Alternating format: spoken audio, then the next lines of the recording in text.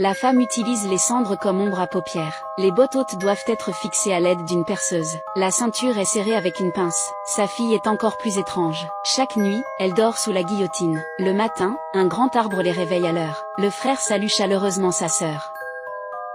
Sa façon d'exprimer son amour, c'est d'envoyer à son père un missile et une bombe. Le majordome est déjà habitué à de telles scènes.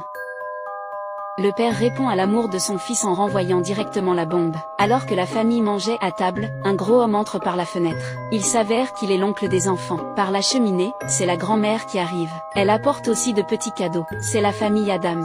Mais leur comportement étrange les oblige à vivre cachés dans un château. Après avoir vécu trop longtemps dans le château, Anna est intriguée par le monde extérieur. Ce jour-là, le brouillard autour du château s'est dissipé. Une petite ville est apparue, et leur château ne pouvait plus rester caché. Ils décident alors de descendre et de saluer leurs voisins. Mais, n'ayant jamais quitté leur château, ils ignorent tout du monde extérieur. Louis se met directement à boire l'eau du chien. Il voit un groupe d'enfants dansant sur la place. L'homme, incapable de se contenir, commence à danser aussi, effrayant tout le monde. À ce moment-là, Sophie arrive pour les saluer. Elle est en fait la propriétaire d'une agence immobilière de la ville. Le château au sommet de la montagne, trop terrifiant, affecte les ventes de propriétés. Elle propose donc de rénover gratuitement le château de la famille Addams.